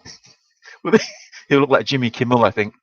He'll look like probably something as horrific as that. But okay, so we'll have unisex toilets. So at work, there will be just one big toilet. One big toilet. We'll have. It won't even be a toilet. It'll just be like a giant hole in the. I'm just called like a hole. And this is where people go to the bathroom, and there's these just giant pits of just unbelievable, just atrocity. But I think what we're beginning to notice already is the way people are talking to each other. I'm a big Survivor fan. The TV series Survivor on CBS. Now their latest season is god awful. It's terrible. I couldn't watch more than the first episode of this season, and it's just all wokeness. It's just all what's his name, Jeff. I think he's the host. He's first thing he does is he asks. Well, I think half the contestants are bisexual, transsexual, or transgender, and he first thing he does is he asks whether or not he can refer to them as guys or should he use something more neutral. And the entire season seems to be based on just like tiptoeing around everybody's identity. And I'm not exaggerating. I mean, if you guys watch CBS and fans of Survivor, they've just wrecked it. I don't know what episode they're on. That show is still running. Yeah, it's still running. It's a big, crazy. It's a big thing. But yeah, these freaking people, these women that go on they go on YouTube and they talk about these kind of shows, and they're like, "Did you hear that Jared talked to Susanna last night?" And they were planning on stealing some of the berries from Jim's, camp, and this might be an exile. And I know, and then they're just kind of talking back and forth about it, like, "Oh, I know that, Susan. It's crazy." And I think Jared's going to take some more coconuts this week at episode 23. Yeah, I think it's no secret. Holy shit! What the hell? What kind of world do these people live in? It's no secret that the wokeness and the transhuman agenda has wrecked the entertainment industry, and also it's making quite good fun of the sports industry. I don't know if you came across the news a few months ago when this transgender person fought a woman in the mixed martial arts, beat the crap out of her. So yeah, I mean, bring it on. Something like that. I did. And they're like, "Yeah, this is ridiculous. You just beat the ever living shit out of this fucking woman." It's like, "Oh no, he's a transgender martial arts fighter." It's like, man, this is the kind of psychological warfare that has destroyed our country because of this shit right here. And people brought it on themselves. I mean, that's on them. So if that's what they want, let them have it. I can't wait. I can't wait until we have mixed tennis, we have mixed boxing, we have mixed judo. I can't wait. I can't wait to see the the men take on the women in mixed martial arts. I know they've had one match, but yeah, I hope Dana, if you're listening, make it happen. Get the women's division mixed in with the men's. I can't wait. I can't wait. Let's see it happen. So I mean, it's the natural progression, but people have only got themselves to blame. Only themselves to Yeah. blame. I mean, that's what they wanted. Yeah, I mean, Let them have it. I don't care anymore. Screw it. Let them have it. well, let's end with the saying from Chris Hedges: the The systems. tomato is sometimes worth the squeeze. No, the systems that government sets up to destroy foreign countries are often placed to destroy their own people, just as the ancient Greeks, after they finished off, and the ancient Romans, as soon as they had finished off all the surrounding nations, their destructive systems were turned upon each other. So all the weapons of war were placed upon the protesters, were placed upon the dissenters, all the uh, uh, jurisdictions, or the justice, so-called law and order systems that were used to imprison foreign descent is now placed upon domestic descent. So that's the nice little thought for all the guys there. But any last words? Any last words from you, bruv? No, I just wanted to come on and let everybody know that we're still here. We're not dead. People have died. That sucks, but we're still here. Oh yeah, well said. I think an ode or homage to our past comrades that have passed on to the other side. I did want to make that link about that, because the whenever you talk about alien or otherworldly intelligence, there's always a mention of afterlife. But maybe we'll save that for another podcast. But hopefully we'll podcast again in the future. We'll bring in we'll try and bring in Messenger. We'll bring in Traversable MGTAT. No, I'm just kidding. We'll bring in Messenger. Jesus Christ, Shining. Shots fired. No, there's nothing negative about that. But yeah, hopefully we'll see. Are we? Should we do a? Are we going to do a Christmas one? Or are we going to do a New Year's one? I mean, we can. We can definitely do. Well, let's see. Christmas Eve is on Friday, and I know I'm taking off that day. So, Christmas Eve podcast probably would be the best one to do. It'll be not. Oh yeah, we'll You know what? We can just hang out. You know, we can just talk about random stuff. You know, big deal. It doesn't have to be anything heavy. Yeah. Well, that's what I wanted to do today. I just wanted to have something light-hearted, nothing too heavy. I mean, my last video was a homage to some of the guys that have passed away. But yeah, today I just wanted to just to hang out, just to hang out with whoever wanted to listen.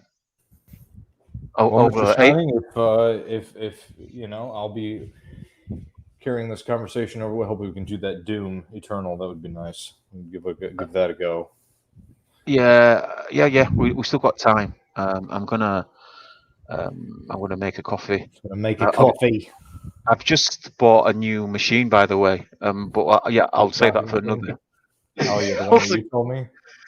I'll save that for another podcast. But yeah, I'm learning more and more about coffee making. But yeah, I purchased an espresso percolating coffee maker. Apparently, I bought the wrong one. Everyone online is saying I should have purchased a slightly more expensive, non-pressurized, single-walled basket espresso maker. Apparently, that's the one to get. But I guess I'll live and learn. I don't mind the coffee I'm making. I used to drink filtered coffee.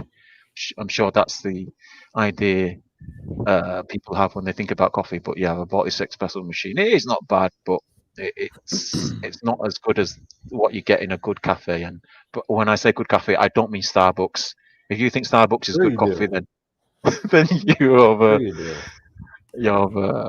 you haven't had good coffee. No, I mean independent cafes that buy their own beans, roast their own beans, and they blend them in house. I'm talking about those cafes. Really good coffee. I think the UK is quite behind, fairly behind compared to other countries when it comes to coffee.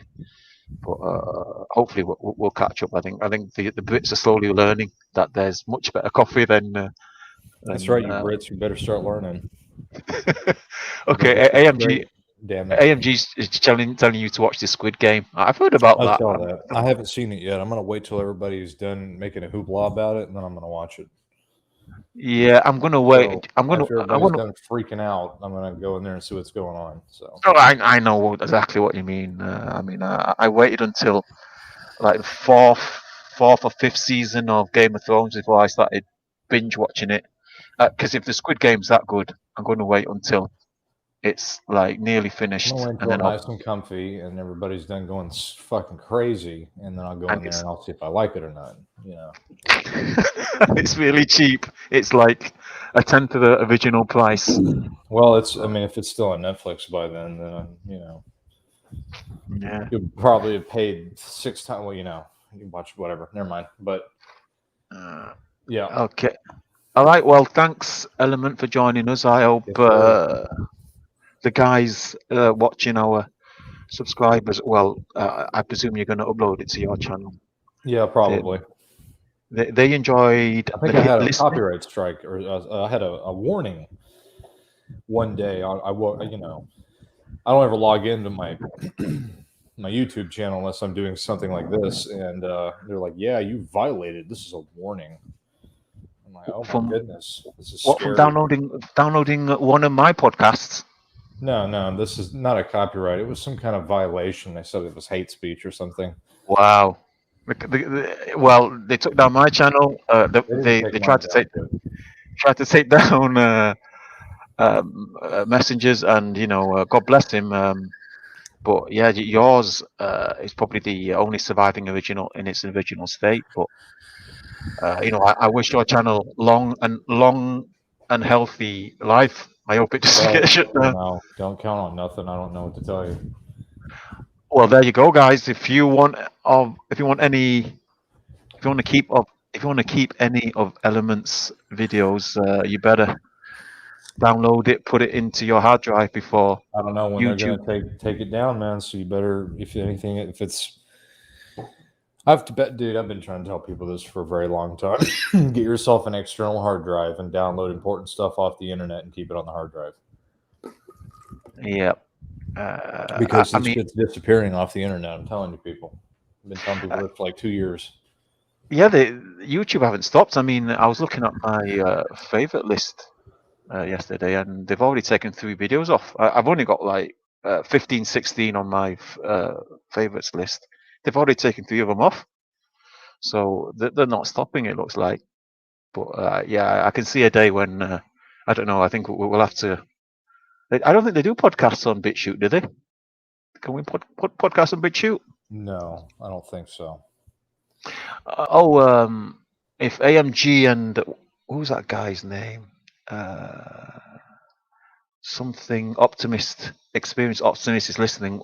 We've added you to the Hangouts chat, but I think AMG is saying he no longer has access to that. But I think that will be our last point of contact. If we're no longer in touch with you on Hangouts, we've probably lost you forever. I know we've lost most of our old Hangout podcast friends. I know.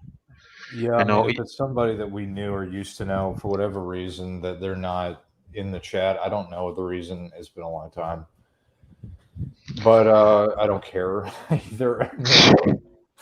Well, if you weren't in there and you were acting like an idiot, then there's a reason why you got kicked out. That's it, or whatever. You know, I mean, if you're acting like a fool, throwing monkey poop all over the damn place in chat.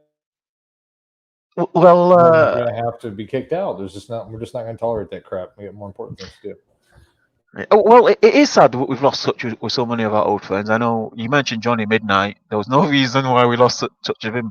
But also MJ, he vanished from our chats. Also, your boy, Misanthropic Altruist. I think some of those listening Oh, will he's remember probably out there. He was probably in the chat a second ago. him. And also, Staying Free. Yeah. Staying Free.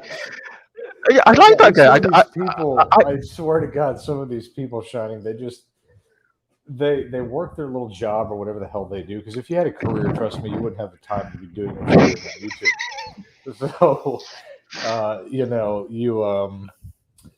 you probably work your little job or whatever, and you just have all these notifications on your phone set up, and it just says all these people's videos are being uploaded.